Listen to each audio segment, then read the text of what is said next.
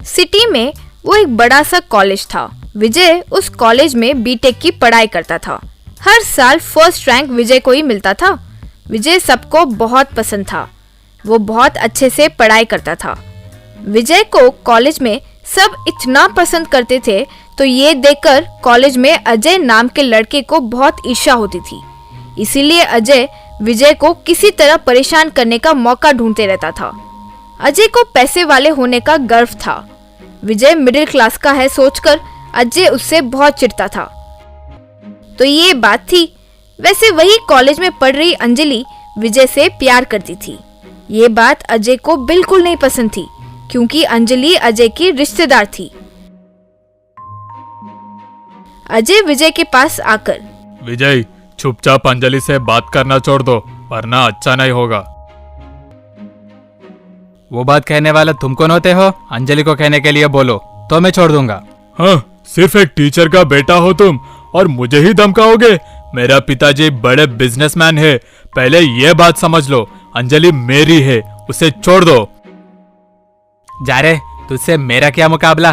तेरे पास पैसे है तो मेरे पास टैलेंट है, जो करना है कर लो, जाओ। आई लव अंजलि, यूं जमकर कहा। अजय विजय पर बहुत गुस्सा हो गया। कुछ ना कुछ तो करना ही होगा, क्यों ठान लिया। अजय सीधा अंजलि के पास गया। अंजलि, तुम उस विजय से प्यार नहीं कर सकती, तुम उसे छोड़ दो। मैं और विजय एक दूसरे से प्यार करते हैं, शादी भी करेंगे। हम कॉलेज के टॉपर्स हैं। तुम तो आफ्टर ऑल एक एवरेज स्टूडेंट हो। तुम क्या मुझे बोल रहे हो? यूं उल्टा जवाब दी अंजलि। अजय इस बात से बहुत गुस्सा हो गया। उस क्रोध में अजय अंजलि के पेरेंट्स के पास जाकर विजय अंजलि के बारे में उन्हें बताकर उन दोनों के बीच प्रॉब्लम क्रिएट करने की सोचा। अजय अंजलि के पेरेंट्स के पास गया। उसके माता पिता से अजय, अंकल, आपकी अंजलि कॉलेज में एक बैड बॉय से प्यार करती है। अगर ये बात गांव में पता चल गई तो आपकी इज्जत का क्या होगा? कहकर उन्हें भड़काया। अंजलि के पिता मनोज बहुत दुखी होकर अजय से, हाँ अजय, वैसे करेगी तो उससे कौन शादी करेगा? अंजलि घर आते ही उसे अच्छे से डांटूंगा। हाँ, वो कीजिए अंकुल, वरना आप गांव में किसी को मुंह दिखाने लायक नहीं रहेंगे। उसके लिए कोई अच्छा रिश्ता देखकर शादी करवा दो तो बस है। ये प्यार व्यार को रुकने की वही तरीका है। अंकल, मेरे पास करोड़ों का जायदाद है, कार बंगला सब है। आपको ऐतराज ना हो तो अंजलि से मैं शादी करूंगा। अंजलि के कॉलेज से लौटे ही उसे भी एक बार बात करके उसकी राय पूछ लूंगा। अगर वो आपसे शादी करने के लिए राजी है तो फिर हमें क्या ऐतराजी होगी। ठीक है अंकुल, मैं जाकर आता हूँ, कहकर वहाँ से निकल गया। आधे एक घंटे के बाद अंजलि कॉलेज से आई। अंजलि की राह देख रहा मनोज, अंजलि, तुम विजय से प्यार व्यार करती हो? यूं जोर से पूछा। हाँ पिताजी, विजय बहुत अच्छे से पढ़ाई करता है, बहुत अच्छा इंसान है, इसलिए प्यार करती हूँ। उससे मैं शादी भी करूँगी। नहीं चलेगा, वो एक मामूली टीचर का बेटा है। तुम्हें अजय से शादी करना होगी। वो एक बड़ा बिजनेसमैन का बेटा है, बहुत अमीर लड़का है। मुझे पैसों से ज्यादा दिल कैसा है वो मायने रखता है पिताजी। अंजलि वो पूरी रात सोई नहीं, बहुत दुखी हुई। उसके पिता ना जाने उसे कैसे समझेंगे, ये बात से परेशान थी। अगले दिन कॉलेज जाकर अंजलि विजय से मिली। विजय, वो अजय मेरे पिताजी से मिलकर हम दोनों के बारे में बहुत बुरा भला कहा है। मेरे पिताजी उससे शादी करने के लिए जबरदस्ती कर रहे हैं। मुझे कुछ नहीं समझ आ रहा, तुम कुछ करो ना। तुम हिम्मत रखो, मैं देख लूंगा। विजय अंजलि के गांव जाकर उस गांव के मुख्य इंसान से मिला। उस मुख्य इंसान का नाम महांती था। एक तरफ पैसे, एक तरफ प्यार, बहुत बड़ी समस्या पड़ी है। मैं अभी अंजलि के पिताजी को बुलवाकर बात करूंगा। आप बड़े हैं, आप जैसे कहे वैसे ठीक है। अगले दिन चौपाल के पास विजय, अंजलि, अजय, अंजलि के माता पिता, गांव वाले सब इकट्ठा हुए। बच्चों, प्यार को जितना सम्मान देते हो, माता पिता के प्यार को भी उतना ही सम्मान देना चाहिए। अंजलि के पिता अपने बेटी की शादी अमीर लड़के अजय से कराना चाहते हैं, लेकिन अंजलि विजय से प्यार करती है। उन दोनों में किसकी तरफ से बात करना चाहिए ये मुझे नहीं समझ आ रहा है, इसलिए एक निर्णय लिया हूँ। वो क्या है, बताइए। विजय अजय का साइकिल रेस कंपटीशन करवाएंगे। हमारे गांव के पहाड़ तक साइकिल चलाते चलाते जाकर कौन कम समय में वापस लौटकर आएगा, अंजलि का शादी उससे करवाएंगे। अगर आप सबको ये अच्छा सुझाव लगता है तो हम साइकिल रेस शुरू करते हैं। हमें मंजूर है, हमें मंजूर है। उस दिन शाम को रेस के लिए विजय अजय ने हाँ कहा।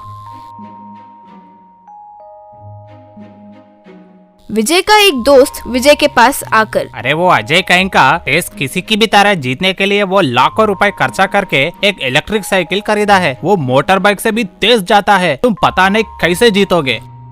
तुम फिक्र मत करो, उसके पास पैसे है तो हमारे पास ब्रेन है, हम ही जीतेंगे। उस शाम महांती, अजय पहले तुम जाओ। अजय फिर जाकर पहाड़ तक पहुंचकर 3 मिनट में वापस लौट आया। अजय तुम 3 मिनट में जाकर आए हो, अगर उससे कम समय में विजय लौट आया तो वो जीत गया। अचानक विजय 2 पंख लगाए हुए साइकिल के साथ वहां आया। सारे लोग उस साइकिल को आश्चर्य होकर देख रहे थे। वो हवा के पंख घूम रहे थे तो विजय की साइकिल तेजी से आगे जाने लगी। वो पंखे वाली साइकिल से विजय तेजी से उस पहाड़ तक गया। पंखे तेजी से घूमने लगे। विजय बहुत जल्द लौट आया। मानती समय देखकर आश्चर्य से, वाह रे वाह विजय, अजय 3 मिनट में आया और तुम 2 ही मिनट में आ गया, तुम ही जीत गए। अंजलि बहुत खुश हुई। अजय साइकिल को लात मारकर गुस्से से वहां से चला गया। विजय भले ही अजय की तरह महंगी साइकिल नहीं खरीद पाया, लेकिन अपनी बुद्धि से ये पंखे लगाया हुआ साइकिल तैयार किया। पैसों से टैलेंट महत्वपूर्ण है। अंजलि विजय से शादी करना ही न्याय होगा। उन दोनों की जल्द से शादी करवा दिया जाए, ये अंजलि के माता पिता से विनती करता हूँ। बस अगले दिन धूमधाम से अंजलि विजय की शादी हुई। रामपुर गांव में किसानों को पानी की तंगी थी। खेत में डालने के लिए पानी ना होने के कारण बहुत परेशानी होती थी। सारे किसान चौपाल के पास इकट्ठा होकर समस्या का हल कैसे निकाले उसके बारे में सोच रहे थे। हम सब जाकर इरिगेशन ऑफिसर से मिलेंगे, अपने समस्याओं के बारे में बताएंगे। पानी ना होने के कारण खेत में फसल नहीं उग रहा है। डैम का गेट खोलकर हम तक पानी पहुंचाने का तरीका निकालने के लिए कहेंगे। फिर सब जाकर इरिगेशन ऑफिसर से मिले। श्रीमान, कृपया करके आप हमारे खेत तक पानी पहुंचाइए। पानी ना होने के कारण खेत सूख रहा है।